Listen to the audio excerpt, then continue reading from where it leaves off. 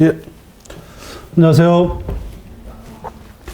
예, 먼저 제 소개를 하고요. 간단히 소개하고, 그다음에 민사소송법에 대한 논의를 동차반을 하면서 얼마나 중요한지 혹은 공부 방법에 대해서 잠깐 소개하고, 그리고 나서 그 민사소송법 강의 일정에 대해서 간략하게 이렇게 소개하도록 하겠습니다.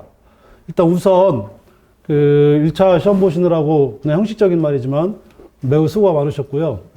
잘 보셨기를 진심으로 바라겠습니다. 일단 그 1차하고 2차에서 가장 중요한 차이점은 이게 객관식이라는 거하고 이게 주관식인데, 이 주관식에서 이게 서술형으로 나온다는 게 이제 굉장히 중요합니다.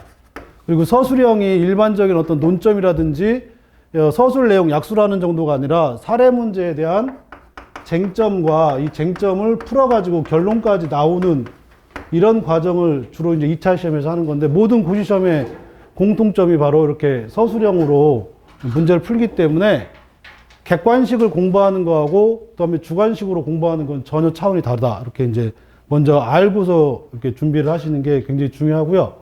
객관식은 이게 찍기가 가능하죠. 왜냐하면 이제 선다형이니까 찍기가 가능한데, 주관식은 절대 찍을 수가 없어요. 그 사례 문제 자체를 풀어내야 되는 문제이기 때문에 찍거나 뭐 할 수 있는 게 없고, 그냥 일기를 쓸 수 있어요. 소설 쓰거나 뭐 자기 경험 얘기를 쓰고 나올 수 있는데 거의 의미는 없죠. 그죠? 의미는 없고 그냥 자기 얘기 쓰다가 나오는 거니까 일단 그런 정도다. 이렇게 생각하시면 되고, 1차 보신 수험생 중에 한 30% 정도 합격하고, 그 다음에 기존에 작년에 1차 합격했던 50에서 60% 해가지고 보통 1200명 정도가 2차 시험 응시를 해줍니다. 이 1200명에서 몇 명을 뽑는 거냐면 보통 210명, 요 플러스 마이너스 210명에서 언저리에서 보통 200명에서 215명까지.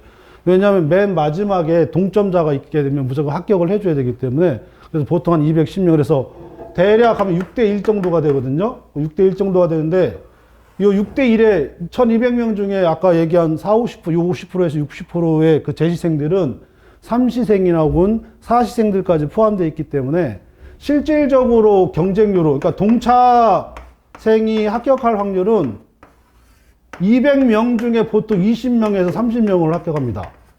그러니까 210명 중에 20에서 30이니까 1200명 중에 동차 합격하기란 거의 힘들 수 있다. 이렇게 생각하시면 되고요. 그런데 요게 이제 합격할 수 있어요. 합격할 수 있는 게 어떤 경우 합격할 수 있냐면, 우리가 지금 2차 시험에서 봐야 될 과목이 특상 민사소송법이 있는데, 네, 특상은 1차에서 그대로 본 연장선상에서 사례형 문제를 푸는 건 문제가 없어요. 근데 민사소송법을 완전히 새롭게 봐야 되기 때문에 이 부분에서 거의 회복이 불가능합니다. 동차반들이 거의 그러니까 회복 자체가 안 되는 거죠. 그죠? 그래서 이 차이 때문에 보통 한 20명에서 30명이고, 올해 같은 경우에는 제가 대충 보면 10에서 15명 정도 1차 합격생, 그러니까 예전에 거의 반수밖에 안 되는 이런 경우가 있어요. 그러니까 간단하게 말씀드리면 동차반 합격하기가 굉장히 힘들어요. 왜 그러냐면 민사소송법을 거의 안 한 상태에서 새롭게 하고 또 찍는 게 아니라 서술형 문제를 풀어야 되기 때문에 그런 과정이 어느 정도의 시간을 좀 확보할 필요가 있어가지고 힘듭니다. 그래서 여기서 나오는 말 중에 하나가 재밌는 게 뭐냐면, 진정 동차하고 부진정 동차란 말이 나오잖아요. 그죠? 이게 부진정 동차라고 하는 거는 1차 떨어졌는데 그 해 민사소송법을 한번 듣고 나서 다음에 또 들은 사람, 이런 사람 우리가 이제 부진정 동차라고 하는데, 그게 무슨 의미가 있는지 모르겠어요. 여하튼 올해 1차 합격하고 나서 올해 2차까지 합격하고 나면 부진정 도차든 뭐든 간에 그 자체가 의미가 있는 거고 어떻게든 합격을 하셔야 됩니다.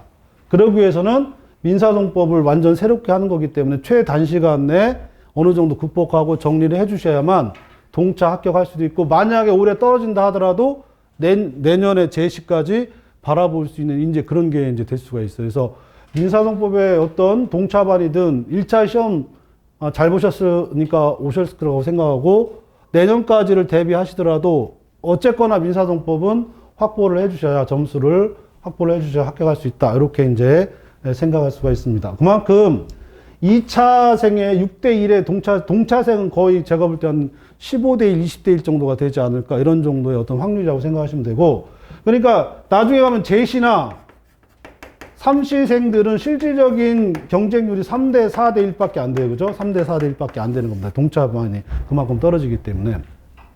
일단 그런 거 생각하시고요. 동차반이지만 동차반을 명확하게 그리고 분명하게 준비를 해주셔야 내년에 제시까지 합격을 바라볼 수가 있고요. 그 다음부터 다시 또 제로 베이스에서 시작하는 거니까. 그러니까 내년까지 생각하시고 동차반을 얼마나 철저하게 준비해 주시느냐. 그러니까 시험에 합격하고 불합격하고 상관없이 1차 합격하고 불합격하고 상관없이 내년까지 합격할 것을 전제를 했을 때는 올해 무조건 민사송법을 어느 정도 실력을 갖춰야 된다. 이렇게 이제 정리를 하시고 준비를 해주시는 게 무조건 도움이 된다. 이렇게 생각하시면 됩니다. 그래서 잘 보셨으면 더 열심히 할 근거가 생기는 거고 행여 올해 불합격할 수 있는 점수가 되더라도 어차피 시험을 포기하지 않을 작정이면 올해는 또 반드시 민사송법을 완벽하게 준비를 해주시는 게 여러분들이 변리사 시험을 위해서 무조건 거쳐야 될 어떤 과정, 커리큘럼이라고 생각하시고요.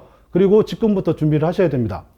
그렇게 하셔서 2차 준비를 명확하게 해주시고 우선은 뭐 우리 변리사스쿨에서 특허법하고 상표법도 나가지만 우선은 민사송법을 철저하게 준비해서 3월 27일이죠. 그죠? 3월 27일 날이 1차 발표하는데 1차 발표 전까지는 무조건 기본 강의 내지 혹은 민사송법 어떻게 돌아가는지를 준비를 해두시는 게 7월 24일, 25일 날 볼 시험에 대비하는 것도 맞다. 이렇게 해서 장기간으로 이렇게 정리를, 준비를 해주시는 게 굉장히 도움이 될 것이다. 이렇게 말씀드리도록 하겠습니다. 그래서 1차와 2차의 가장 큰 차이점은 서술형이고 쟁점을 추출해서 서술한다라고 하는 게 이게 간단한 문제가 아니고 그러기 위해서는 기본 강의부터 철저히 준비를 해서 여러분들이 올해뿐만 아니라 내년까지를 대비해서 준비를 하시는 게 어떤 시험 준비를 하는 데서는 굉장히 중요한 문제다라고 이렇게 정리할 수가 있을 것 같아요. 그래서 제가 오늘 여러분한테 꼭 말씀드리려고 했던 것이 민사송법이 2차 시험에서 얼마나 중요하냐라고 이제 말씀드리고요. 그 다음에 그래서 우리가 변리사스쿨에서 민사송법 강의 일정 어떻게 할 것이냐라고 하는 걸 제가 간단히 설명을 해드리는데 그 전에 민사송법이 하나 바뀐 게 있어요. 그 전에는 그러니까 22년도 59회까지는 민사송법에 대한 점수의 패턴이 어떻게 되냐면 보통 50점, 55점 이후의 평균점을 형성을 해가지고 보통 60점, 무조건 60점 이상을 맞아야만 합격할 수 있다. 이런 일종의 어떤 밈이 형성됐었어요. 근데 23년도에는 어떤 형상이 있었냐면 그러니까 23년도 60회에서는 민사송법 평균이 특허 상표와 똑같이 43점, 요 언저리. 그러니까 다 특상민이 다 42점에서 44점 요 언저리로 전부 다 맞춰졌어요. 그러다 보니까 기존의 60점대가 보통 한 400명에서 300명 이상 기본적으로 나눠졌던 게 작년에 60점대가 60점 이상이 70명도 안 됐어요.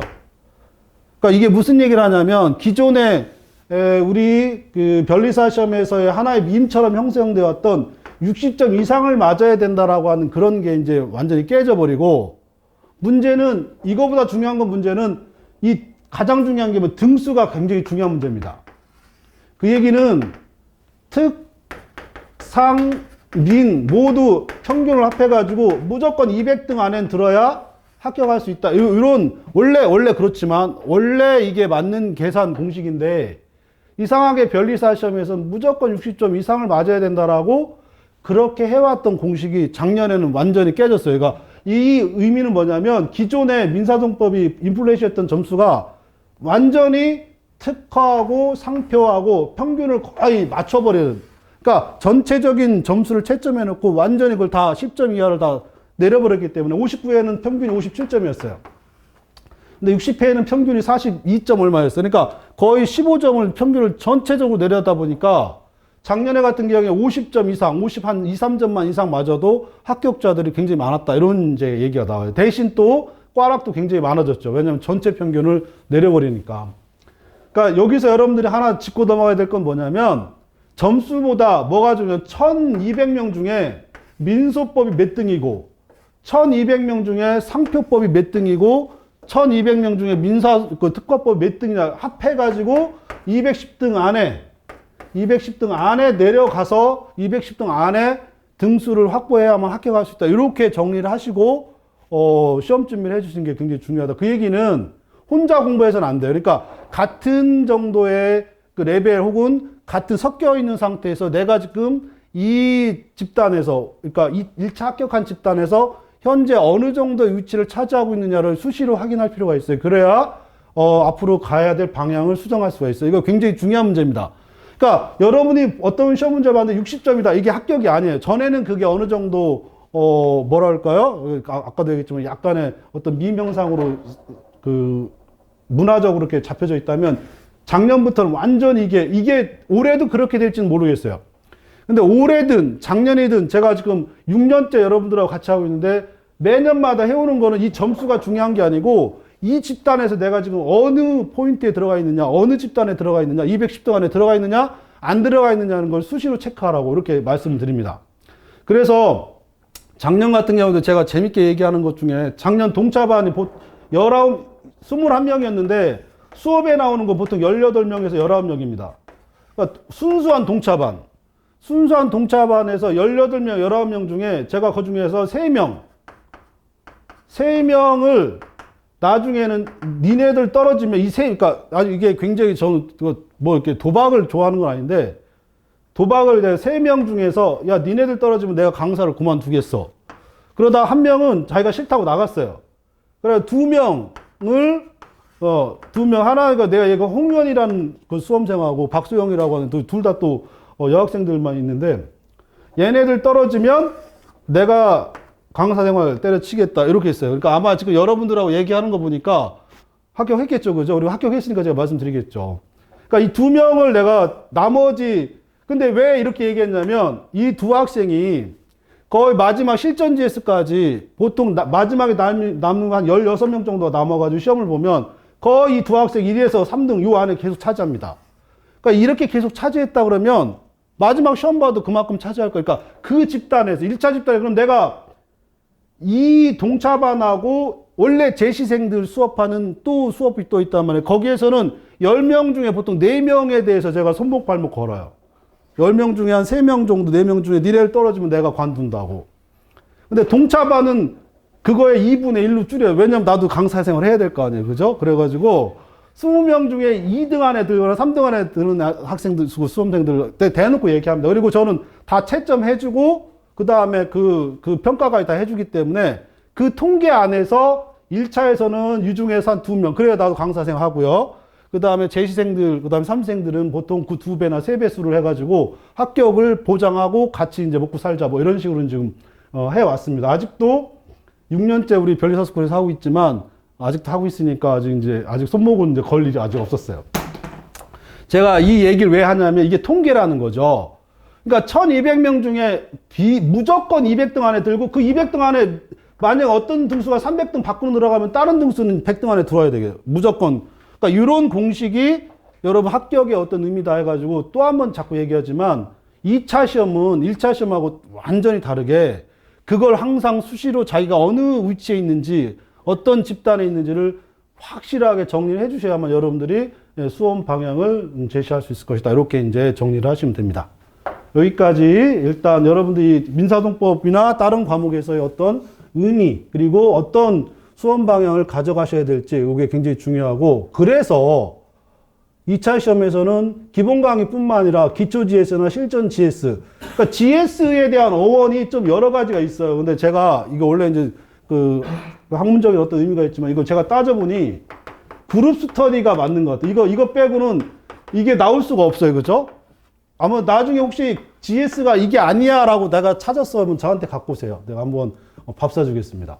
근데 내가 이제까지 찾아본 바로는 GS는 아마 그룹 스터디의 의미인 것 같아요. 그리고 이게 왜 타당하냐면 그룹 스터디 하면서 내가 지금 이 집단에서 내가 어느 정도의 위치가 있는지를 파악할 수 있는 거는 그 문제를 써보거나 그거에 대해서 같이 토론을 해봤을 때 비교 평가를 해봤을 때 알 수가 있기 때문에 이게 필요한 거예요. 그래서 모든 현재 학원에서 기본 과외가 끝나고 나서 사례 시험을 전제로 한 GS 수업을 하는 거는 아마도 집단 어떤 평가를 통해서 내가 지금 어느 정도까지 위치가 있는지 이걸 알아봐야만 수험적으로 굉장히 도움이 되겠다 해서 아마 학원에서 그런 커리큘럼을 마련한 게 아닐까. 혼자 제가 학교에서 강의하다가 여기 역삼동 오면서 가장 궁금해했던 게 이거였어요. GS를 왜 하지? 이랬다가 지금은 결국 또 말씀드린데 굉장히 필요하다. 왜 그러냐면 그런 집단적인 의미에서 내가 어느 정도 위치가 있는지를 알아야만 여러분들의 어떤 공부 방법을 정확히 알 수가 있는 어떤 수단이기 때문에 안 그러면 방법이 없어요.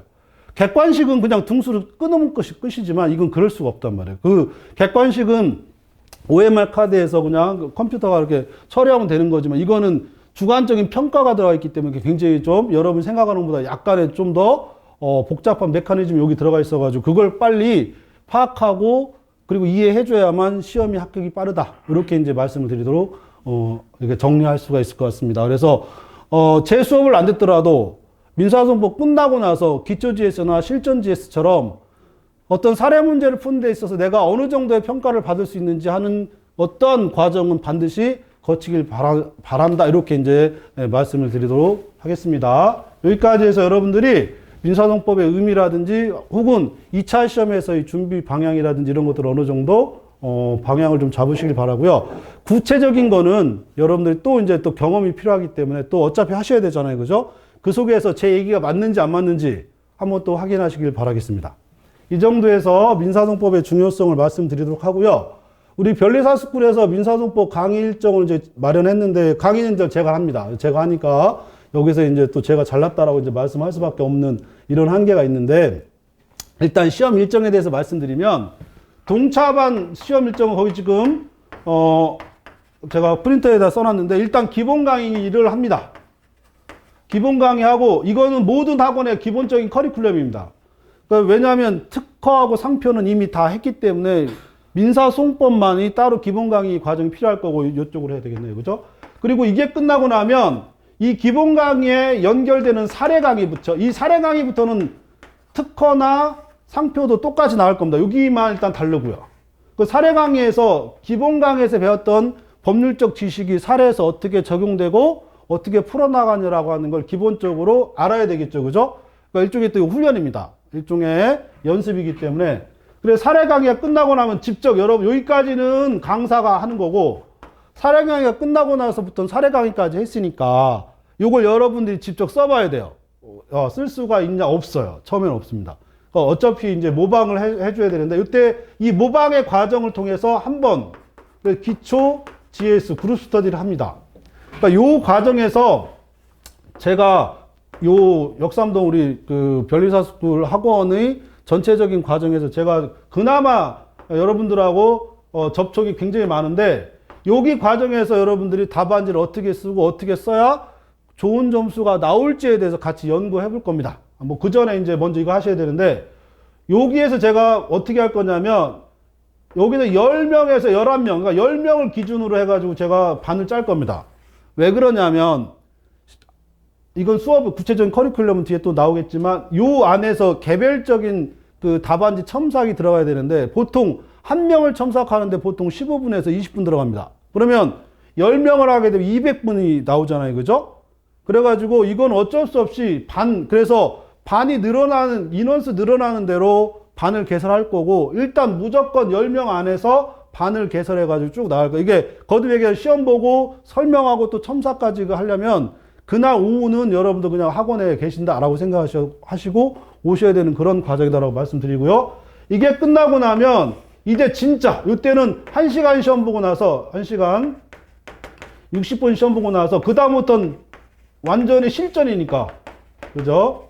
필드에서 진짜 어떻게 하는지에 대해서 이제 보는 건데 120분 보고 또 마찬가지입니다. 근데 이때는 상황에 따라서는 인원수 제한이 없을 수 있어요. 왜냐하면 여기에서 충분한 첨삭을 수업을 했기 때문에 따라서 실전 수업에서는 첨삭이 필요한 경우에만 하고 그렇지 않은 경우에는 바로 여러분 점수를 평가할 수가 있고 요때 여러분들 제가 제 손목하고 발목 학원 강사를 걸 겁니다. 요 중에 작년에도 요때 걸었어요. 요쪽에서 17명 중에 제가 3명 했다가 1명은 스스로 탈퇴하고 2명 다 합격했어요. 다 합격하고 동차반을 내가 아까도 얘기했죠. 왜 이 2배수 그 실전 GS 그 다른 제시나 3시에 2분의 1배수라 하냐. 아까 그만큼 동차가 어렵기 때문에 그걸 극복하기가 힘들어서 그렇다. 물론 요 안에서도 누군가 합격할 수 있겠죠. 그죠? 뭐 그거는 일단 뭐 이렇게 할 겁니다. 그래서 기본 강의를 언제까지 할 거냐면 요걸 제가 20회를 잡았습니다. 그럼 왜 20회를 잡았느냐? 20회를 잡아야 3월 26일 날 끝나요. 그래야 3월 27일 날 뭐가 있죠? 합격자 발표를 합니다. 합격자 발표하고 나면 만약에 떨어졌으면 듣고 싶을까요? 아니죠. 나 쳐다보기 싫을 거예요. 그죠? 그래가지고 다른 학원들은 이걸 고려하지 않고 4월 초까지 막 강의하고 뭐 이러는데 제가 볼 땐 전혀 아니에요. 일단 심리적으로 3월 27일까지 혹시 몰라. 이런 게 있기 때문에 해서 제가 2월 27일부터 3월 26일까지 20회 강의로 제가 마련했고 혹시 요거 있죠. 20회 강의가 짧지 않냐 그랬는데 제가 민사소송법만 대학교에서 지금 20년째 강의하다가 작년에 잘렸어요. 잘리는 것도 나중에 제가 에피소드로 말씀드리는데 제 잘못이 아닌데 잘렸어요. 어쨌거나 20회 강의를 민사소송법을 해서 충분하다. 충분하다. 말씀드리겠습니다. 그리고 이건 절차적 흐름이기 때문에 누구처럼 30회, 40회 할 이유가 하등 없어요. 그 부족한 부분은 나중에 사례 강의 기초 GS 하면서 해야 될 일이지 여기에서 만약에 누구처럼 3월 4일 누구처럼 막 수월해가지고 30회 하면 4월달 3월 27일 지났는데 떨어졌는데 공부하고 싶겠어요? 책 찢어버리고 싶지? 안 됩니다. 그게 심리적으로 안 되기 때문에 물론 그렇게라도 하셔야 됩니다. 그렇게라도 무조건 기본 강의는 들어놓으셔요. 그래 내년 금방 와요. 내년 또 이 자리가 또 있을 건데 내년에 와서 똑같은 얘기 듣는다고 치면 이미 한번 들어두면 그건 도움이 됩니다.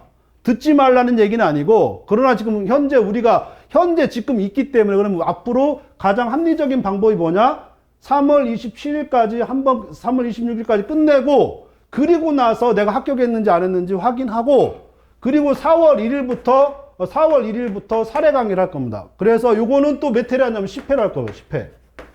이건 또 왜 10회를 하냐면 기본 강의의 반이면 충분해요. 어차피 어떤 문제의 쟁점들에 대해서 어떻게 해결할 것인가에 관한 논의이기 때문에 길게 잡을 필요가 또 없어요. 정작 필요한 거는 요거죠. 근데 요 과정이 없으면 이건 절대 안 돼요. 여러분들이 객관식 하는데 기본 강의가 필요가 없냐? 아니잖아요. 기본 강의를 들어야 객관식. 근데 그거보다 더 필요한 건 뭐냐면 사례 강의예요. 기본적인 지식 정리가 안 되면 사례 강의는 절대 풀 수가 없기 때문에 그래서 굉장히 필요한 과정이고 다만 이걸 길게 잡느냐 짧게 잡느냐는 경험상의 차이일 수도 있는데 제가 볼 땐 길게 잡을 필요가 없다. 그래서 기본 강의 20회, 사례 강의 10회면 여러분들이 민사소송법에서 들어야 될 모든 내용 다 들을 수 있어요. 그러나 그걸 적용하는 건 별개 문제입니다. 그래서 요 사례 강의 끝나고 나서 일주일 정도 제가 휴가가 들어갈 거예요. 제가 아니라 여러분들이. 왜냐하면 요 일주일 동안에 여러분 심리적으로 다시 한번 정리하고 싶은 게 있거든. 물론 정리는 안 돼요. 본인만 정리한다고 생각하지만 그래도 심리적으로 정리하고 한번 써볼 기회가 생기고 요게 끝나고 나면 그래서 이 정도면 내가 풀 수 있겠다. 이렇게 됩니다. 그리고 정말 여러분들하고 나하고 이제 운명의 또 8회 강의가 있을 건데 요때 여러분하고 나하고 손목을 걸 거냐 안 걸 거냐 이런 문제가 생기는데 일단은 여기까지 여러분들이 무조건 하시길 바란다. 그래야 나중에 혼자라도 민사소송법의 어떤 방향성은 잡을 수 있다. 이렇게 말씀드릴 수 있습니다. 그렇게 한번 정리하시고 이건 저뿐만 아니라 여기 현재 한빛, 합격의 법학원, 윌비스, 우리뿐만 아니라 전부 다 기본적인 커리큘럼이에요. 여기까지는 기본적인 커리큘럼인데 요 뒤에는 어떻게 할지는 좀 다른데 저는 동차반 실전 GS라고 그래가지고 따로 마련합니다. 왜냐하면 동차반 실전 GS는 기존 제시나 삼시하고는 전혀 다른 문제. 왜 다르냐면 아직 어떤 문제에 대해서 성숙해가지고 문제를 해결할 수 있는 능력이 없기 때문에 거의 제가 이때 이런 얘기 할 겁니다. 이것만 하라. 이것만 해가지고 준비에 들어가시고 이것만 해도 평균 점수 이상 300등 안에 들 거다. 200등 안에 들 거라는 얘기 못해요. 그건 욕심이에요. 300등 안에만 들어도 민사소송법은 성공합니다. 동차반. 대신 특허나 상표에서 충분히 극복할 수 있어요. 동차반의 전략은 그겁니다. 그거 외에는 방법이 없어요. 나 혼자 동차반인데 민사소송 100등 안에 든다. 뒤로 100등, 뒤로. 그런 사람은 뒤에서 100등일 거예요. 절대 합격 못 합니다. 그러니까 그렇게 좀 겸손하게 준비를 하실 생각을 하셔야지 한꺼번에 뭔가 한다라고. 그러니까 이 커리큘럼만 제대로 따라가시더라도 여러분들에게 어떤 방법을 제시할 수 있다. 이렇게 말씀드리겠습니다. 그래서 앞으로 3월 27일, 그 다음에 그 뒤에 커리큘럼은 제가 그 뒤에 여러분들 제가 일반적인 커리큘럼을 또 얘기하고 간단하게 제가 왜 3월 27일부터 2월 27일부터 왜 강의를 했는지, 시작을 했는지는 지금 말씀드립니다. 이렇게 시작해야 3월 26일 안에 합격자 발표 전에 여러분들 열의가 있어야 됩니다. 그죠? 합격하기 전까지는. 그리고 그래야 기본 강의의 어떤 내용을 어느 정도 잡아낼 수 있어요. 안 그러면 안 됩니다. 그래서 27일 화요일부터 시작할 거고요.